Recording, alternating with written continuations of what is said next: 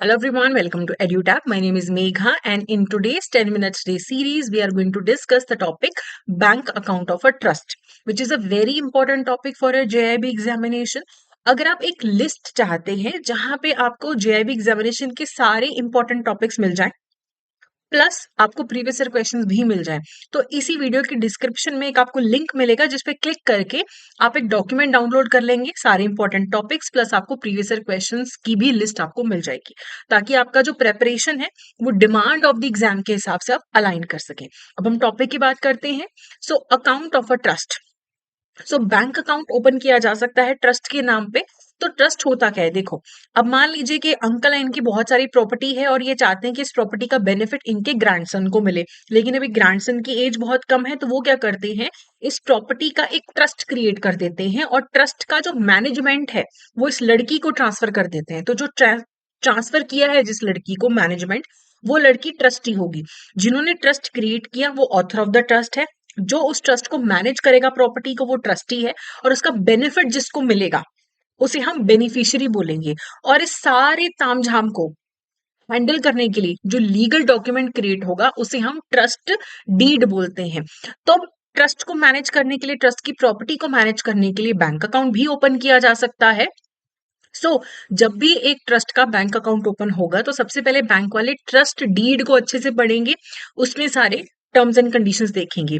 और कई बार क्या होता है कि ट्रस्ट की प्रॉपर्टी बहुत ज्यादा होती है तो मल्टीपल ट्रस्टीज को भी अपॉइंट किया जा सकता है। ऐसा भी हो सकता है कि ट्रस्टी रिटायर हो गया, ट्रस्टी की डेथ हो गई, तो नया ट्रस्टी भी अपॉइंट किया जा सकता है।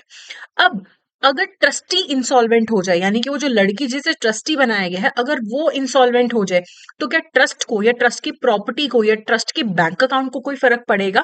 तो नहीं, बिल्कुल भी नहीं। अब जो ट्रस्ट की बागडोर है वो सारी उस लड़की के हाथ में है, सारा काम उसे संभालना है, ट्रस्टी को संभालना है। क्या वो अपना काम किसी और को डेलीगेट कर सकती है? तो नहीं कर सकती है, लेकिन अगर ट्रस्ट डीड अलाउ कर रही है डेलीगेशन तो ही डेलीगेशन किया जा सकता है, अदरवाइज नॉर्मली नहीं किया जाता।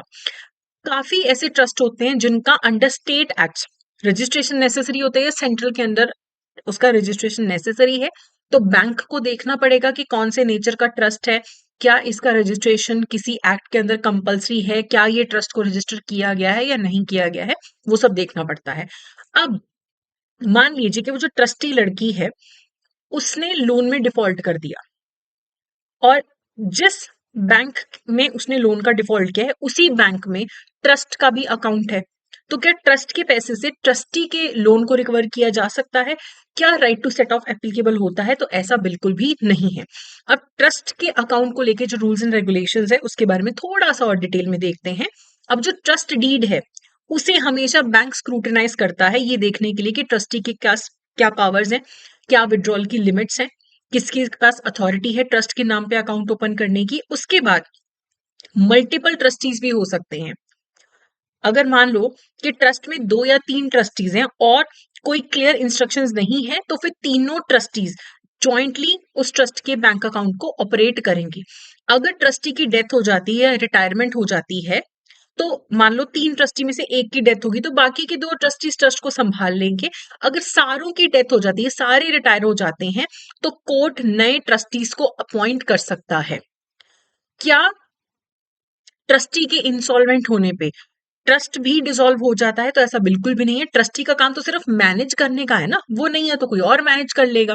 एंड ट्रस्टीज अपनी पावर किसी और को डेलीगेट नहीं कर सकते अनटिल अनलेस उनको ट्रस्ट डीड अलाउ करे। अब जो चैरिटेबल ट्रस्ट होते हैं ना, उनका रजिस्ट्रेशन होता है विद द चैरिटी कमिश्नर या फिर similar authority under the public trust act. तो बैंक को देखना पड़ेगा कि अगर ये चैरिटेबल ट्रस्ट है, क्या ये रजिस्टर्ड है, और जो भी पेमेंट्स होती हैं ट्रस्ट अकाउंट में से वो ट्रस्ट डीड के प्रोविजंस के अकॉर्डिंगली ही होना चाहिए। सो ट्रस्ट डीड के अंदर जो भी टर्म्स एंड कंडीशंस है वही स्ट्रिक्टली फॉलो होंगी। अब अगर ट्रस्ट को कोई चेक के थ्रू पेमेंट आता है तो वो ट्रस्ट के अकाउंट पे आना चाहिए, कभी भी ट्रस्टी के अकाउंट पे, ट्रस्टी के पर्सनल अकाउंट पे वो पेमेंट नहीं आना चाहिए, क्योंकि ट्रस्टी का अकाउंट सेपरेट होगा और ट्रस्ट का जो अकाउंट है वो सेपरेट होगा। और कभी भी ट्रस्ट का जो पैसा है उसे यूज करके ट्रस्टी का जो डेट है उसे रिकवर नहीं किया जा सकता, right to set off applicable नहीं है। अब जब भी ट्रस्ट के नाम पे अकाउंट ओपन होगा तो अकाउंट ओपनिंग फॉर्म को सारे ट्रस्टी साइन करेंगे। जो भी ऑथराइज सिग्नेटरीज होंगे उस ट्रस्ट अकाउंट में, उनके स्पेसिमन सिग्नेचर लिए जाएंगे। ओरिजिनल ट्रस्ट डीड जो है वो भी बैंक एक बार जरूर चेक करेगा, और अगर ट्रस्ट का रजिस्ट्रेशन रिक्वायर्ड है तो रजिस्ट्रेशन सर्टिफिकेट भी बैंक चेक करेगा। बाकी ट्रस्ट लेटर और बोर्ड रेजोल्यूशन, जिसमें सारे अकाउंट के ऑपरेशंस, ऑथराइज सिग्नेटरीज के बारे में जानकारी है, वो भी बैंक के पास जाना चाहिए। ट्रस्ट लेटर और अगर कोई बोर्ड फॉर्म्ड है उसके रिगार्डिंग ट्रस्ट को हैंडल करने के लिए, तो उसका भी एक रेजोल्यूशन होगा जो बैंक के पास जाना चाहिए। उसके बाद अगर बाय चांस ट्रस्ट डीड ही अवेलेबल नहीं है, तो जो ऑल्टरनेटिव कोई डॉक्यूमेंटेशन है जो कि ट्रस्ट की एग्जिस्टेंस को प्रूव कर सके, उसे बैंक एग्जामिन करेगा और अप्रूव करने पे तभी फिर बैंक अकाउंट ओपन हो सकता है। अब ट्रस्ट का पैन कार्ड भी बैंक डिमांड करेगा, अगर पैन कार्ड नहीं है तो फिर फॉर्म नंबर 60 लिया जाएगा। और बाकी जो भी केवाईसी डॉक्यूमेंटेशन रिक्वायर्ड है आरबीआई गाइडलाइंस के अकॉर्डिंगली, वो भी सब बैंक डिमांड करेगा। जो भी ट्रस्ट का बेनिफिशियल ओनर होगा, ऑथर ऑफ द ट्रस्ट जो होता है, जो बेनिफिशियरी ऑफ द ट्रस्ट है, ट्रस्टीज हैं, सबकी डॉक्यूमेंटेशन, सबका केवाईसी के जो डॉक्यूमेंट्स है वो बैंक डिमांड करेगा। उसके बाद ही अकाउंट ओपन किया जा सकता है। अब इसके रिगार्डिंग एमसीक्यू देख लेते हैं। As per the guidelines for operating a trust account, which of the following statement is और are correct? In case of two or more trustees, all trustees must operate the account jointly unless specifically stated in the trust deed. बिल्कुल सही। अगर दो या दो से ज्यादा trustees हैं, सारे मिलके अकाउंट ऑपरेट करेंगे जब तक कि ट्रस्ट डीड में कुछ सेपरेट कंडीशंस ना हो। The insolvency of trustee automatically leads to the insolvency of the trust, तो ये गलत है। ट्रस्टी के साथ क्या हो रहा है, ट्रस्ट को फर्क नहीं पड़ेगा उससे। ठीक है, तो ये स्टेटमेंट गलत हो जाती है। Cheques payable to the trust should not be collected for credit of the private account of the trustee, बिल्कुल सही। अब जो ट्रस्ट का पैसा है वो ट्रस्ट के अकाउंट में आएगा, ना कि ट्रस्टी के अकाउंट में। Banks have the right to set off against the trust fund for the debts owed by the trustees in their individual capacity, तो ये बिल्कुल गलत है, क्योंकि ट्रस्ट फंड का पैसा ट्रस्ट के लिए है और ट्रस्टी की डेट से ट्रस्ट फंड का लेना देना नहीं है। तो यहाँ पे हमारे पास सिर्फ दो स्टेटमेंट सही है, 1 और 3, तो सी जो है यहाँ पे करेक्ट आंसर है। ठीक है। अब आई होप आपने जेआईबी एग्जामिनेशन के लिए जो प्रेपरेशन है वो स्टार्ट कर दिया होगा। एंड आपको प्रिपरेशन करते करते अगर आपको रियलाइज हो रहा है कि मैं अच्छे से प्रिपरेशन कर पा रहा हूँ, मुझे किसी कोर्स की जरूरत नहीं है, ग्रेट, आप यूट्यूब से प्रिपेयर कर रहे हैं, आपने बुक्स परचेज कर लिए।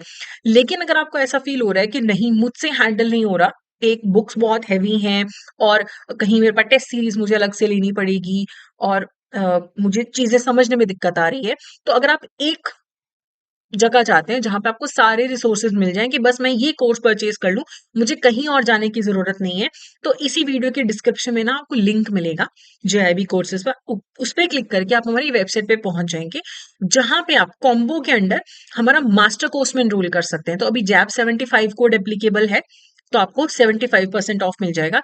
इस कोर्स में आपको सारे सब्जेक्ट्स की डिटेल्ड रिकॉर्डेड क्लासेस मिलेंगी। एग्जाम से जस्ट पहले आपको लाइव क्लासेस मिलेंगी रिवीजन के लिए, डाउनलोडेबल नोट्स मिलेंगे, डाउनलोडेबल पीवाईक्यूज मिलेंगे, आपको साथ के साथ टेस्ट सीरीज मिलेगी जिसमें आपको 40 टेस्ट मिलेंगे, हर सब्जेक्ट के 10-10 टेस्ट होंगे। चैप्टर वाइज आपको एमसीक्यूज भी मिलेंगे, आपको मेंटर्स का सपोर्ट भी मिलेगा कि कोई डाउट है तो आपके पास टीचर्स भी अवेलेबल रहेंगे। तो आप अपनी रिक्वायरमेंट के हिसाब से कोर्स में एनरोल कर सकते हैं। बाकी अगर आपको लगता है कि मुझे ना सारे सब्जेक्ट्स में जरूरत ही नहीं है, मेरा पीपीबी पेंडिंग है, मुझे सिर्फ पीपीबी का कोर्स लेना है, वो भी अवेलेबल है, सिर्फ आईएफएस का लेना है, वो भी अवेलेबल है, एएफएम, आरबीडब्ल्यूएम, तो इंडिविजुअली अगर आपको किसी सब्जेक्ट में प्रॉब्लम है उसका भी आप कोर्स परचेज कर सकते हैं। ठीक है, तो आई होप आप जल्दी से जल्दी डिसीजन लेंगे कि आपको सेल्फ स्टडी करना है या कोर्स परचेज करना है, तो आप जल्दी से जल्दी डिसाइड करके अपनी प्रिपरेशन को और अच्छा करिए। आपको कोई भी डाउट है आप हमें मेल कर सकते हैं hello@edutap.co.in पे, या फिर इस नंबर पे भी आप हमें कॉल कर सकते हैं 8146207241। सो आई होप ये सेशन आपके लिए हेल्पफुल रहा होगा। That's it for today, thank you so much.